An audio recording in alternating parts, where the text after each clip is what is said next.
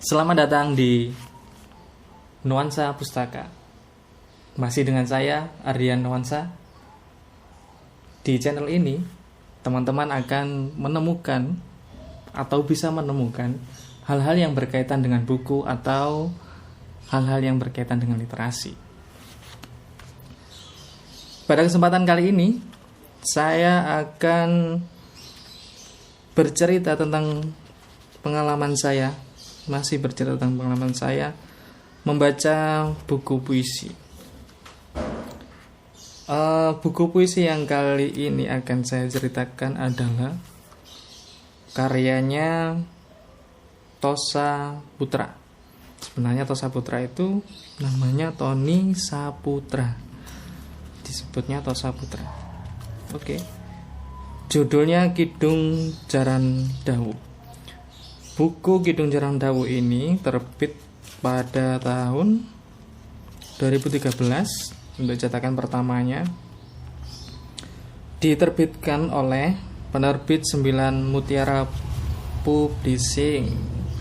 Kalau kita lihat covernya gitu, teman-teman mungkin kalau teman-teman biasanya naik angkutan umum terutama bis, itu ada gambar kuda di salah satu PO terutama PO Harapan Jaya itu ada gambar kuda, covernya mungkin itu yang dibikin covernya oleh Mas Tony di cover halaman paling luar yang depan.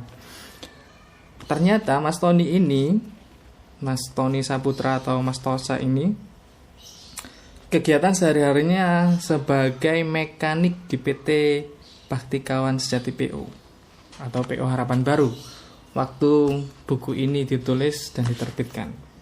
Gitu. Saat ini mungkin kegiatannya murni sebagai penulis atau mungkin dia mengajar sebagai seorang guru gitu. Mas Tony Saputra ini lahir di Trenggalek pada Januari 1982.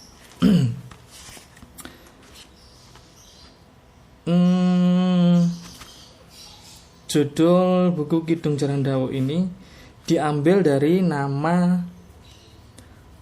lembah Jaran Dawu tempat dia dilahirkan.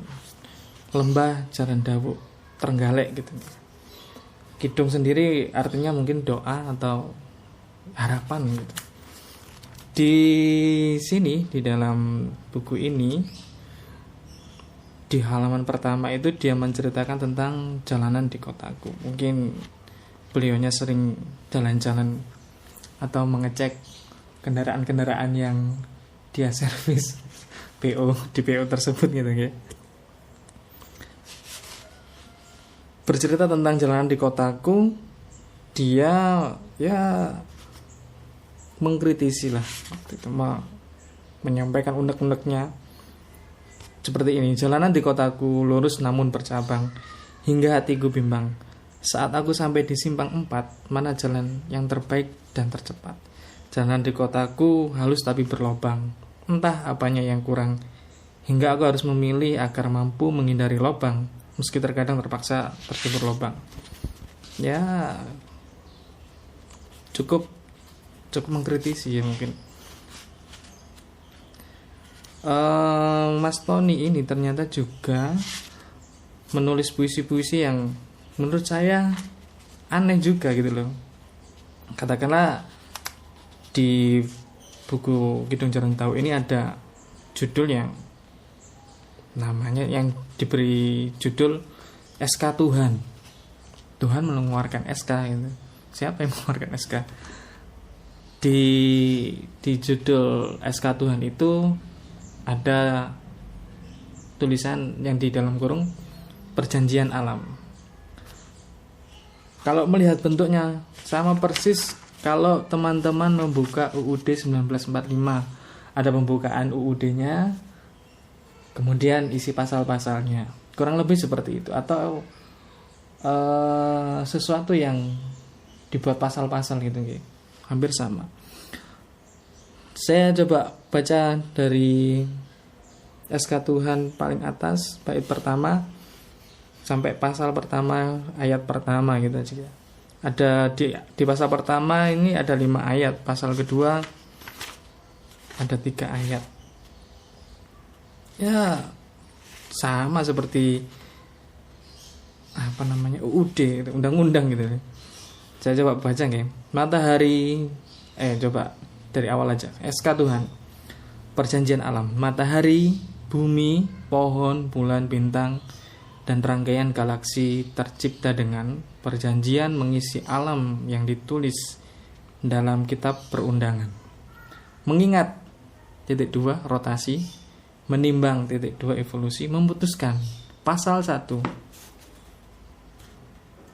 Bulan adalah satelit bumi, menjadi cermin matahari, memantulkan cahayanya, menerangi bumi pada malam, meski kadang terhalang awan. Langsung saya loncati ke pasal 2. Akar tunggang kokoh mencengkram hati agar tak roboh. Di ayat yang kedua, pasal 2, ayat akar serabut menyedot sari bumi disalurkan via selang kata bernama kambium makna sampai pada daun kehidupan. Sangat pelajaran biologi ya. Di sel-sel tumbuhan ada namanya kambium, ada akar tunggang, akar serabut, kira-kira seperti itu. Tapi sepertinya Mas Tony menggunakan kata Tuhan itu ya untuk agar kita menyadari bahwa kita harus dekat dengan Tuhan, belajar pada alam, kira-kira seperti itu. Ada puisi yang panjang, juga ada yang puisi yang sangat pendek.